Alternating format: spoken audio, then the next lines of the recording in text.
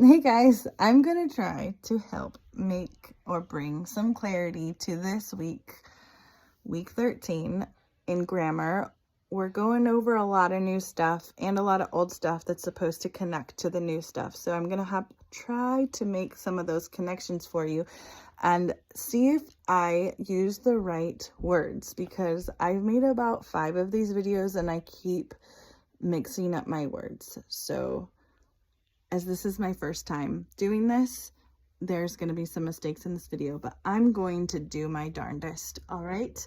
So this week we are introducing complex sentence structure, which means we're introducing a subordinate clause. Subordinate clauses is a fancy word for dependent clauses that can't stand alone in the sentence. So far we've only been working with independent clauses. Now we're going to make it more complex and add in those dependent clauses. Yes, that's what I meant to say. Now, there are 2 kinds of dependent clauses that we're going to be learning about and focusing on this week: adjectival clauses and adverbial clauses. Adjectival clauses refer back to a noun or pronoun. Adverbial clauses adverbs modify adjectives, verbs, or other adverbs. So they will be dealing with referring back to those, but we have some handy dandy memorization that we've done with some of our charts that are going to help us recognize adverbial clauses very quickly. So this week we're starting to learn chart M. It's the complex sentences, and I'm going to link below. It's a beautiful song and I love it because our sentences are so truthful. It's like singing the truth. It almost feels like a worship song. So chart M is going to be linked below. And then we're going to be remembering that we're working with adverbial clauses and adjectival clauses. Let's talk about adjectival clauses and why we would need to refer back to our noun and our pronoun charts, because adjectives modify noun or pronoun. So therefore, it's very logical that we would review our noun and our pronoun charts, right?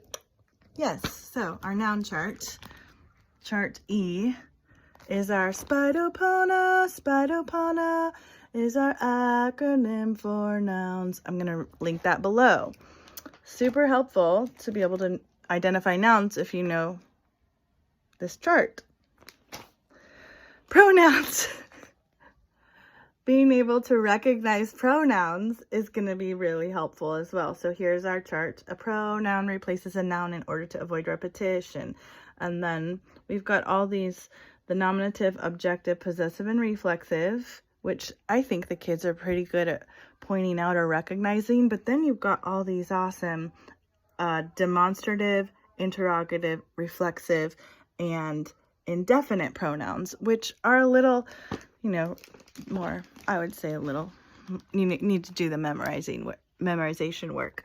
I'm going to do it really quick for you. We did this, I don't remember when. It's getting kind of dark. So demonstrative is this, that, these, those. Interrogative, who, whom, whose, which, what. I'm going to skip indefinite because that's a song. We'll go to relative and come back. Whom, whose, who, which, what. That, whoever, whomever, whatever. I like that one. Then the indefinite pronouns.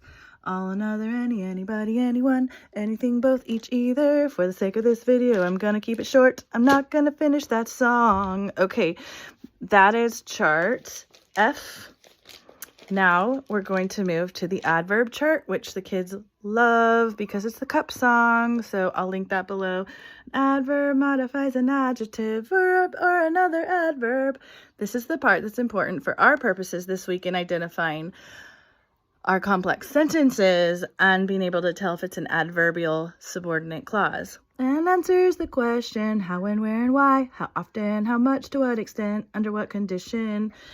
It's answering those questions. So if you know the questions, it's easier to identify. The last chart we're working with is our H chart, which is our coordinating conjunctions. Conjunctions.